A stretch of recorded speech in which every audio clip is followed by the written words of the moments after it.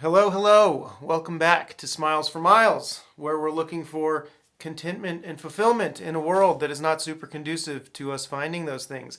I am Brian. Some people call me Smiles, and I'm coming at you from house arrest, where I'm serving out a prison sentence for being addicted to the wrong things. A long time ago, I read a book called East of Eden by John Steinbeck, and I didn't remember it too well. But I just remembered that I liked it a lot, and I was rereading it recently, and it hasn't disappointed. It's better than I remember it. But I came across this line from the book: "A meaningful life can be extremely satisfying, even in the midst of hardship, whereas a meaningless life is a terrible ordeal, no matter how comfortable it is." I love that line. It stuck out to me as pretty relatable to my own life, and maybe you can relate to it as well. I feel like in our heads we have all these ambitions and ideas and things that we want to achieve, and they make sense in our head, but they have trouble tending to translate from there out into real life, right? A very consistent underlying part of my life experience so far, up until very recently, has been this uncomfortable dissonance between who I imagine myself to be and who I'm actually being, day to day, how I'm actually playing out my life day to day. That dissonance became so insufferable that I think it was a big part of what led me to escalating my substance abuse problems to the point that they got to, until I was finally arrested for drug trafficking and sales, and sentenced to 3 to 10 years in prison. That's how bad it got. So in this video, I want to talk about defining your purpose, and I want to talk about what it's looked like for me to actually begin to specifically define purpose. When I first got to county jail and I started to settle in there, in the unit I was on, there was this little tiny rack of books, and there's nothing much there and nothing really that I was remotely even interested in. The only thing I could find was this book called Think and Grow Rich by Napoleon Hill, which you've probably heard of. And it's actually now remains one of my favorite books. I think it's actually really, really good. I think the reason that I liked it so much is because it was very clear and systematic. It was like, this is what you need to do, this next thing, like this is how you start thinking about this stuff. And one of the main things that I've always been allergic to, and maybe you guys are too, the idea of like writing things down. I've never been a journaler or I just never liked the task of writing things down. I always felt in my head I had everything figured out, so why do I need to write it down? But this kind of for lack of anything else to do there, I was like, whatever, I'm going to do this. And so I started writing things down. And again, one of the first things I discovered was how vague things are in my head when I actually try to write them down. It's very difficult. It was very difficult for me to get specific because, when things are rattling around in our head, it's like it creates this feeling of understanding. But if you can't explain it clearly to somebody else, then the understanding that you think you have isn't really as clear as you think you have it. And if you only have a vague understanding of what you want out of life, then you're only going to get very vague results at best. So if you're interested in this is a good place to start. Just the simple task of getting some paper and a pencil. And I don't know why the physical paper and the pencil is nice, but I think it's better than going on your phone and stuff. There's too many distractions there. Just grab a physical pad of paper or a piece of paper and some kind of writing utensil where you can physically write on the paper. So this is a little exercise that I found in a book called Mind Hacking: How to Change Your Mind for Good in 21 Days by Sir John Hargrave, which is really good. I haven't quite finished it yet, but so far so good. And I'll explain to you why I think this is important in just a second. But what you're going to do is this. You want to nail down 5 things about what you want your life ideally to look like, okay? And we're going to call these 5 things feel, do, have, give, be. So the first one is feel, all right? So just ask yourself, when you are living your ideal life, what is the, obviously we can't expect to feel one thing for the rest of our lives, but what is the overriding feeling that you want to have day to day that sort of underlines your entire day-to-day existence? What is the bedrock, grounding, most important way that you want to feel? For me, I landed on content. Content is my feel thing. I want to feel content more than anything else, right? I know that happiness and sadness, we all still want to feel the range of emotions, but when I baseline out, I want to be content more than anything else, more than comfortable, more than happy, more than, feeling any kind of pleasure. I would just want contentment. Number 2 is do. What is one thing that when you get to the end of your life, you want to have done? What is one thing that you've always wanted to do that you haven't done? For me, this one was easy. I want to hike the PCT, and that's something that I've actually been focused on since I've been arrested, and I know that I'm definitely going to make this happen literally as soon as I possibly am able to after this whole, prison sentence thing is over. When you're thinking of yours, it's important for it to be something specific, something that it would be very clear whether you had done it or not, right? So not something like I want to become a rock star. It's something like I want to play, Wembley or whatever. I want to sell out Wembley. That's pretty extreme, but that's what I mean. It's clear whether you've done that or not. Number 3 is have. What do you want to have in your life, materially, right? In your ideal life, what do your material possessions look like, or what is the one thing that you want to have? I had a tough time with this one actually, because I honestly, this was a cool exercise for me, because it actually made me think of I think, I want to have anything I want, I guess, or whatever. But when I started to actually dig in, I was like, I actually have everything that I want to have. It really made me start to reevaluate what I wanted. So if you think about this and you think I want to have a mansion or whatever, try to get behind that and think why do I want a mansion? Or, you know what I mean? Why?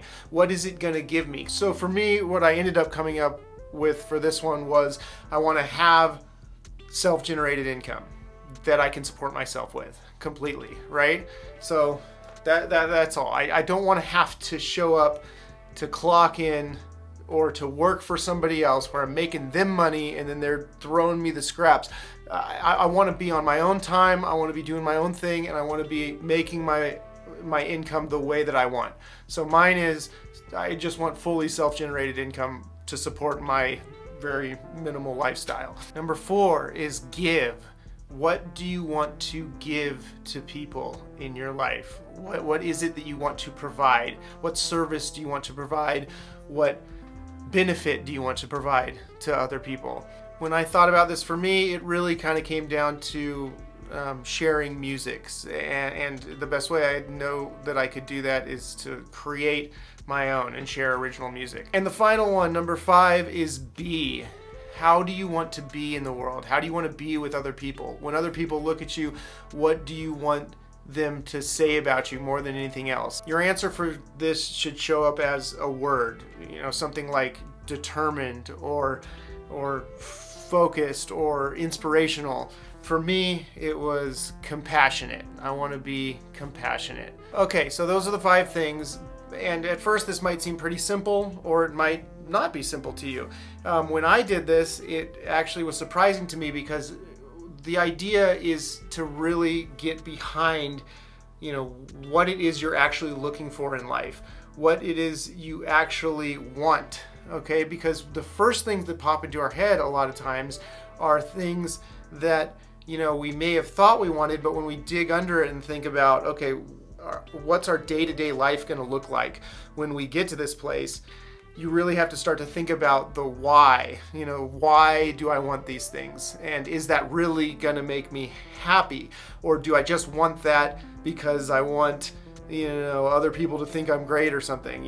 What you really want to think about what your own personal day-to-day happiness looks like. Okay, so once you've come up with these things, you may realize that some of the things on this list are actually still rather vague, even though I was just talking about how we need to get specific.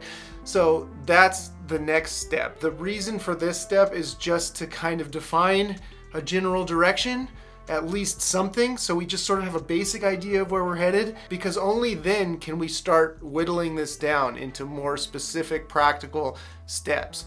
Okay, there's a lot to this and I could go on forever about it, but for the sake of this video, I just want to give you one more tool that I felt is helpful. And that is the idea of creating these bite-sized sub-goals, which in the book he calls laser goals. I don't know if he came up with this or if he was just referring to someone else's thing, but laser goals uses the word laser as an acronym for creating these more bite-sized, achievable, specific goals. LASER stands for limited, achievable, specific, evaluated, and repeatable. So what you can do is take each of those 5 things that we just came up with in the last exercise and break each one down into something that you can put into a laser goal. Let's take my give one, for example, which is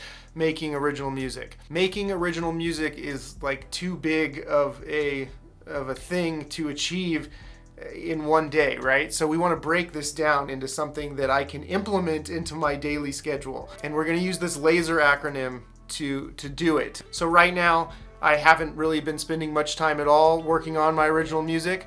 But I want to start moving in this direction of creating, original music that is finished, that I can actually show to people and play for people. So we're going to make it into a laser goal that I can implement into my daily schedule. And the first part of this is limited, which means exactly that. I need to put limits on what I'm trying to do, so that I don't get carried away with it, or I don't let it, imbalance other things in my life.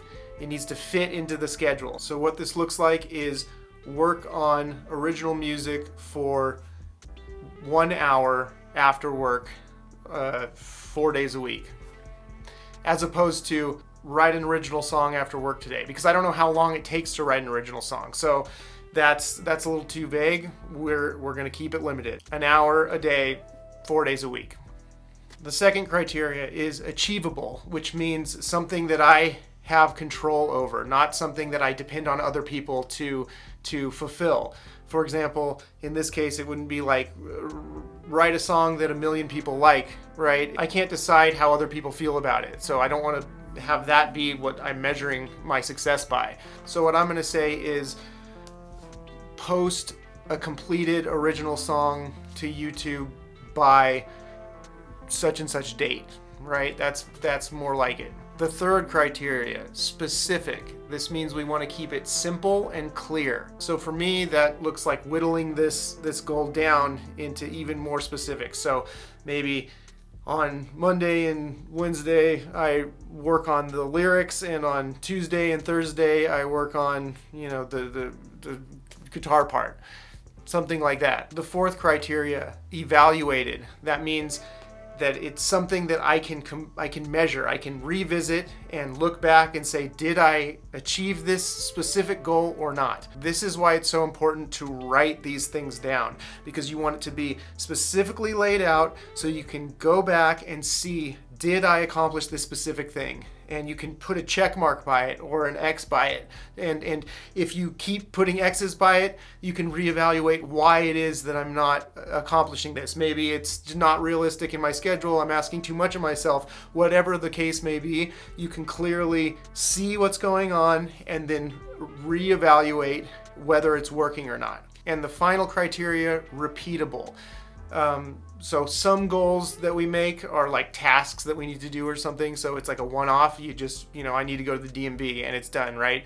But the goals that we're looking for as far as shaping our life path goes is something that's repeatable, that we can do again and again, day to day, week to week, month to month, and that we can see progress happening as a result of being consistent with this stuff. And that's it. So that's the gist of the laser goal. And when we look back at the 5 things, you'll notice that some of the other things are a little bit more vague, like I want to be content, or I want to be compassionate, right? So that you kind of got to be creative with whatever yours are.